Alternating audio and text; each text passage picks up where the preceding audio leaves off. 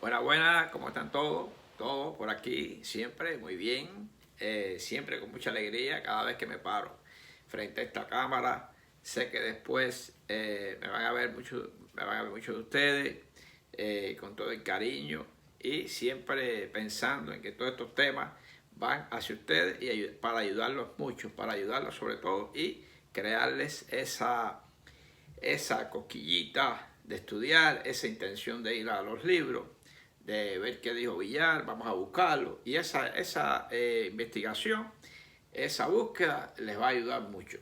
En el día de hoy vamos a ver un tema muy popular, un tema que pues, se podía estar hablando una semana sin parar, que es la cefalea. Y aquí les muestro una imagen vascular, porque no solamente por la cefalea, sino que voy a dar un pequeño repaso de esa área vascular a partir del arco de la aorta hasta las arterias cerebrales anteriores. ¿Por qué? Porque toda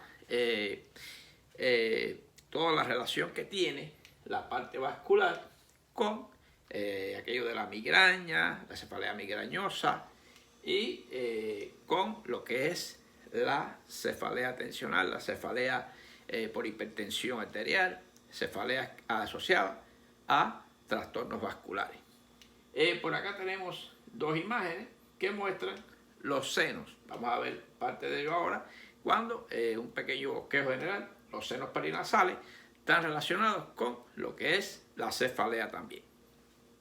Y como tal, vemos dos calabacitas por acá. Bueno, me encuentro en Estados Unidos y en esta semana, ya mañana, se celebra, bueno, Halloween y siempre conmemorando, hacemos un signo, en realidad no es de todos los países, es propio de acá de Estados Unidos. Y nada, hay que estar con la sociedad y como va el ritmo de la sociedad. Ok, vamos a ver que el dolor de cabeza es uno de los síntomas más comunes en medicina. Fíjate, dije síntomas. ¿Por qué? Porque hay una diferencia entre signo y síntoma. Aunque con la cefalea se pueden asociar muchos signos, como que es flushing, enrojecimiento, lagrimeo y la facies, esa clásica cuando es un dolor de cabeza muy potente, en realidad es un síntoma. ¿Qué quiere decir? Que el paciente me puede decir, tengo cefalea, tengo dolor de cabeza y yo no lo puedo quizás demostrar. Entonces por eso decimos que los dolores de cabeza más típicos son aquellos que tienen el origen vascular, el origen tensional, son los más clásicos, clasificados como cefalea primaria. Hay un algoritmo que le voy a hacer seguidamente después que veamos este poquito de anatomía. No todas las cefaleas necesitan atención médica, pero hay que tener cuidado. Hay algunos signos bandera roja que se los voy a explicar más adelante. Bueno, nos vamos aquí. Fíjense, a partir del arco de la aorta, ¿ves? Esta es la arteria pulmonar. Hay tres troncos principales, que sería el tronco brachiocefálico, la carótida común izquierda y la subclavia izquierda. Este tronco brachiocefálico se divide en subclavia derecha y carótida común derecha. Vamos a tomar esta misma. Aquí, a nivel del hioide aproximadamente, se divide en carótida interna y carótida externa. Esta carótida externa va a tener, si lo hacemos prácticamente de esta manera, esta es la carótida externa, tiene un grupo anterior, un grupo medio y un grupo posterior. Prácticamente esto sería como un arbolito que le pintamos así y sería entonces rápidamente la arteria tiroidea superior, la arteria lingual, la arteria facial y la arteria maxilar, que sería, ya vamos a ponerla como terminal o grupo medio. ¿Ves?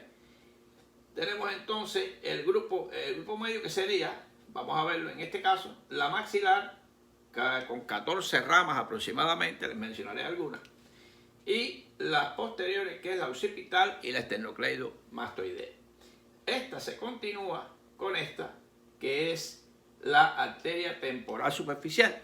muy interesante porque es causa de cefalea, la arteritis temporal, muy frecuente. ¿Ves? Y puede producir cefalea y se estudia también como tal.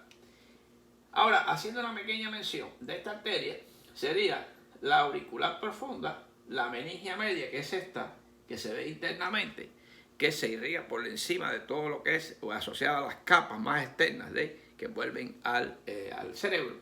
Y es causa también de dolor de cabeza. Esta que está aquí.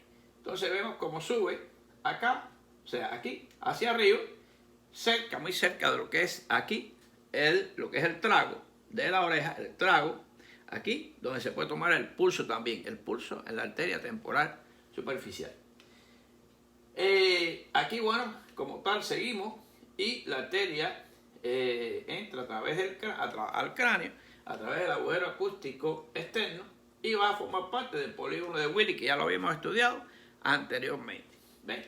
Ahora, por acá atrás, muy interesante, aquí tengo la subclavia, que tengo el tronco tirocervical, que sería la arteria tiroidea inferior, esta es la superior, la cervical profunda y la transversa del cuello. Muy interesante eso. Y esta arteria que sale, que es la vertebral, que también está aquí, se mete a través de los agujeros transversos de las vértebras cervicales, que se lo señalo ahí en negrito, aquí, y forma el tronco basilar y va a pasar a formar el polígono de Willis. Ese polígono de Willis es muy importante en la cefalea. ¿Por qué? Porque hay que conocerlo, porque está en la parte, en el espacio subaracnoideo, muy interesante. Y recuerden que los aneurismas más frecuentes que pueden encontrar en este polígono son de tipo aneurismas fusiformes. Y donde quiera puede haber un aneurisma fusiforme asociado con hipertensión arterial y a romperse uno va a dar lo que se llama la hemorragia subaracnoidea, causa también de cefalea y vamos a ver, lo mencionaremos en el algoritmo más adelante. Muy bien, estas son las cerebrales anteriores, esta aquí sería la comunicante anterior, comunicantes posteriores, estas dos, ven que aquí está lo que es la arteria carótida interna, que entra por el agujero, esta es la derecha, esta es la izquierda, y van a formar, se unen con las comunicantes posteriores a la arteria cerebral posterior, y así se forma el polígono de Willis. Eso es importante. Estos datos se los doy y les repaso porque me gusta no solamente fríamente decir que la cefalea es esto y ya. Siempre me gusta explicar un poquito. Ok. Pues nada. Muy bien. Aquí tenemos entonces el cráneo, una vista, un corte quizás sagital, donde vemos el seno frontal, los senos etmoidales, el seno maxilar y el seno esfenoidal. En esta vista anterior, los frontales, lo que es los maxilares y lo que es la parte del seno esfenoidal y celdas etmoidales. Todas estas se pueden inflamar y son causas de cefalea. Muy importante. Tipos de cefalea: matutina, quizás asociada con obstrucción nasal, mal olor en lo que es las fosas nasales, se sienten malos olores, cacosmia, etc. Muy importante. ¿Ven? Muy bien. Tanto así, fue un pequeño bosquejo, simplemente. Tanto así, vamos a ver que hay un algoritmo, nos vamos ya para hacer lo que se llama los dibujos. Vamos a dejar esto aquí por ahora y nos vamos a ir con este. Esto fue simplemente para mostrar un poquito la vasculatura como repaso de... Vamos a tener que la cefalea se puede lógicamente dividir en primaria y secundaria. Muy importante eso, primaria y secundaria. La primaria fundamentalmente asociada con migraña, cefalea migrañosa, 80%. 80%. Cefalea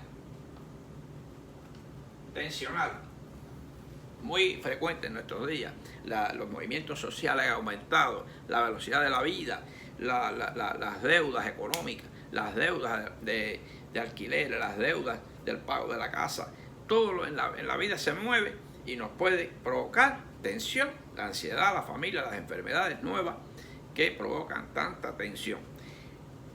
Y ahí se menciona la cefalea trigémino autonómica. Lógicamente asociada con todo lo que es la neuralgia del trigémino, muy frecuente, asociada con cualquiera de los casos que puede provocar inflamación de los nervios del trigémino y provoca tanta cefalea y tanto dolor de cabeza. Lo que es la secundaria, vamos a ver que se asocia con patologías especiales. Puede ser hemorragias intracraneales. Muy importante. Secundaria puede ser a infecciones,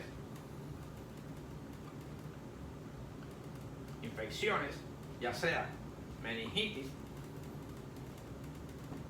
cualquier tipo, intoxicaciones alimentarias, o sea, todo lo que son infecciones en general. La cervicalgia, la cervical, muy importante, tumores. Fíjense, sinusitis frontal, sinusitis maxilar, sinusitis de todo tipo, sinusitis hemorroidal, nos pueden dar, producir cefalea. Ya tiene su cuadro clínico específico por ahí. Y una muy importante, trastornos visuales. Ahí estaríamos hablando de trastorno de refracción, glaucoma, aumento de la tensión intraocular. Todos los problemas visuales pueden traer cefalea. Y todo esto puede llevar su estudio. En el caso de los dolores a nivel de la cervicalia, recordar lo que hablamos, que los nervios simpáticos que pasan muy cerca de lo que es los cuerpos vertebrales, el simpático cervical, y además la arteria vertebral que atraviesa los cuerpos vertebrales, pueden ser, toda esta insuficiencia vertebrovascular que puede haber, puede ser causa también de cefalea. Todos estos son datos importantes que les doy para que ustedes vean que la cefalea es muy movida. Pues es un síntoma muy frecuente, pero puede ser simple o puede ser grave. Hay que ver, hay que revisarla, porque es muy importante en neurología y neurociencia. Si vamos a ver por ejemplo, pueden buscarlo, pueden verlo en internet. Si tenemos una cefalea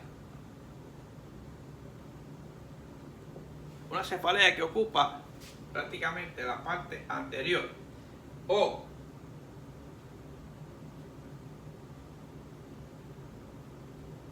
hemicraniana, es una cefalea migrañosa. Muy interesante, donde voy a tener como puntos lumínicos, es migrañosa, se siente muy mal la persona, hay como destellos de luz, etc. Esto se asocia, muchas veces tiene auras, con una migraña, una cefalea que ocupa prácticamente la región posterior por hipertensión arterial. Eso es importante tenerlo en cuenta. Y sobre todo una cefalea que es como si fuera en corona, es el estrés, muy importante. El estrés da como una cefalea, más bien un poco occipital y en corona, en todo lo que es como si fuera en forma de una corona. Hay muchas formas de entender la cefalea y estudiarla. ¿Ves? Lo importante es saber que existe, saber que es un síntoma muy frecuente y saber a dónde nos puede llevar esa cefalea. En la evaluación de un paciente con cefalea, podemos tener prácticamente, primeramente, una historia clínica detallada. Número 1, con todos los datos, antecedentes, cómo comenzó el dolor de cabeza, si fue un traumatismo, si fue espontáneamente. Todo esto es importante. Una historia que deben definirse características esenciales. Ubicación, con qué se relaciona, si fue un alimento que te cayó mal, si eres hipertenso. Eso es importantísimo saber si es cuántos días tiene la cefalea, si comenzó ayer, si comenzó hace una semana, si llevo 3 meses, una cefalea crónica. Es interesante. Hay que ver los síntomas premonitorios.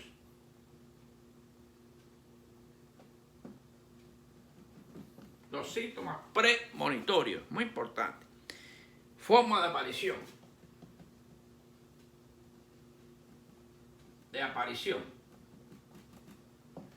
Forma de aparición. Factores que provocaron el dolor. Que provocaron el dolor. Si fue un traumatismo, si fue espontáneo, todo eso es importante. Y las circunstancias clínicas. Esto es circunstancias clínicas que rodean a esa cefalea y síntomas o signos asociados. Puede haber una desviación de la comisura labial, puede haber asociado un stroke, pudo haber un accidente, puede haber diferentes tipos de ver de cómo ha ocurrido esa cefalea y qué grado y el grado de discapacidad. El grado de discapacidad que me da esta cefalea, con qué se asocia y el grado de discapacidad. Muy importante. Vamos a ver entonces un algoritmo muy interesante, muy frecuente sobre todo. Puede verse en los niños. ¿Ves? Muy importante. Una cefalea aguda, que puede ser, vamos a poner, febril, o vamos a quitar la sinusitis, los senos de aquí ya, para trabajar con febril y afebril. Muy importante este dato porque muchas veces la primera pregunta, ¿ha tenido fiebre? No, ha tenido fiebre. Bueno, si ha tenido fiebre, hay que buscar si hay rigidez nucal. Puede ser que tenga rigidez nucal. ¿Ves? O puede ser que no tenga rigidez. Que la tenga o no la tenga. Ahora bien, puede ser que si tiene rigidez de nuca, hay que buscar el fondo de ojo. ¿A qué le llamamos rigidez de nuca? Rigidez de nuca es cuando yo hago los signos de Kernick o Blusinski en el examen físico, buscando en un niño, por ejemplo, como si hay una resistencia al examinar esta parte del cuello. Y eso me habla de que hay signos meningios. ¿Ves? Entonces, del fondo de ojo, ¿qué pasa? Puede ser que esté normal. O puede ser que tenga, por ejemplo,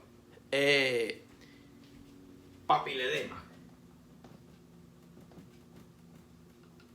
Puede ser que tenga normal o un papiledema. Aunque esté normal, le voy a hacer una punción lumbar. Punción lumbar. ¿Ves? Muy importante. Una punción lumbar. Si hay edema, le hago una TAC o resonancia nuclear magnética. Eso es importante. Punción lumbar por aquí, aquí. Ahora, le hice la punción lumbar. El líquido puede estar normal o puede estar anormal. Punción lumbar anormal. Fíjense entonces, puede ser entonces una meningitis viral o bacteriana. Es importante. Viral o bacteriana. Y aunque sea normal, puedo entonces pensar en otras infecciones. Muy bien. Por aquí me dio papiledema, hice la TAC, ¿no? Hice la resonancia y la combino con una, puedo hacer una punción lumbar. Muy importante. Ahora, no hay rigidez. Bueno, pues busco otras infecciones. Esto es importante. Febril, le busco signos meningios y por ahí me voy por ese algoritmo. Ahora bien, si es afebril con examen físico normal o examen físico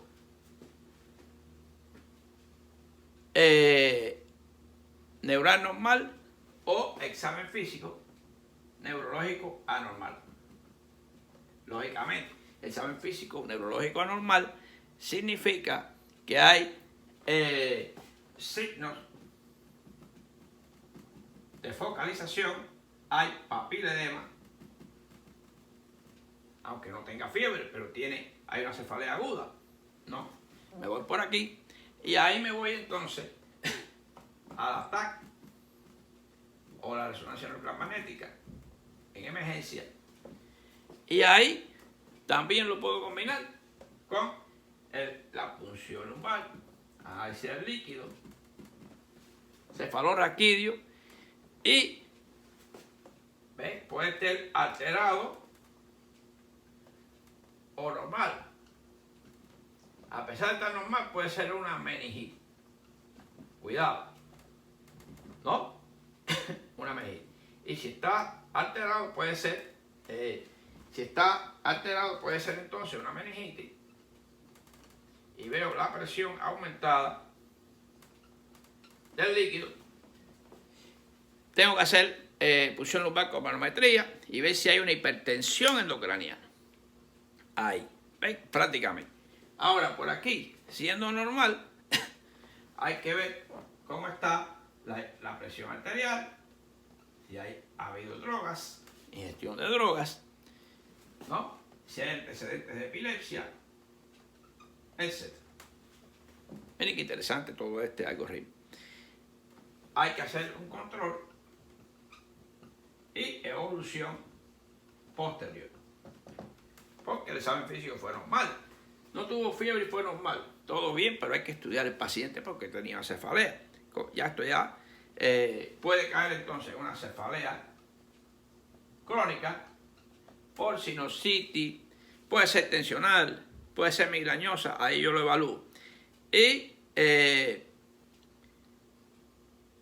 puede ser que sea una cefalea aguda recurrente.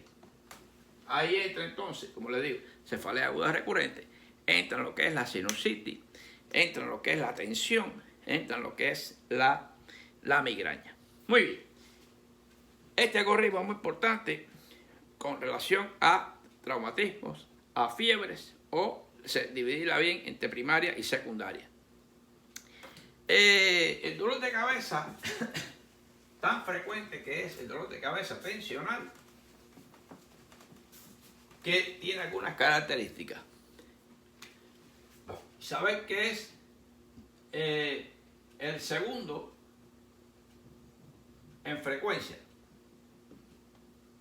Hay que averiguar bien el cortejo familiar, cómo anda la cosa, cómo va el trabajo, si ha perdido un trabajo, si está preocupado con el alquiler, con 20 situaciones que puede tener el paciente alrededor.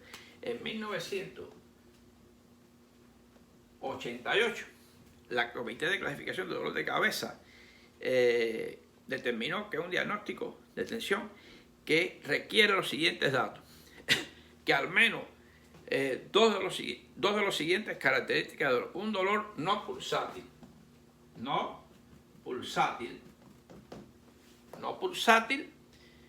muy importante, de intensidad leve. Importante ese dato. No discapacitante. No discapacitante. Localización. Bilateral. Bilateral. Muy importante que sea bilateral. Y sin agravamiento de su rutina de actividad. No agrava por, o sea, no hay agravamiento por su actividad rutinaria. Por lo que hace normalmente, no agrava ese dolor de cabeza. Es un concepto importante que se plantean para saber qué es una cefalea tensional. Muy interesante eso. Estos son criterios para saber qué es una cefalea tensional. ¿Cuáles son entonces? Vamos a ver los signos de alerta o bandera roja.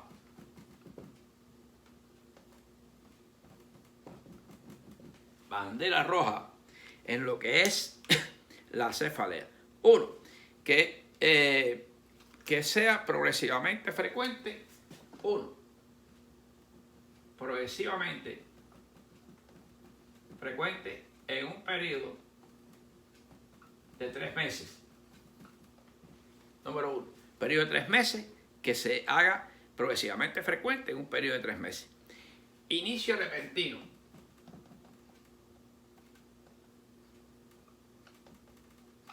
Inicio repentino.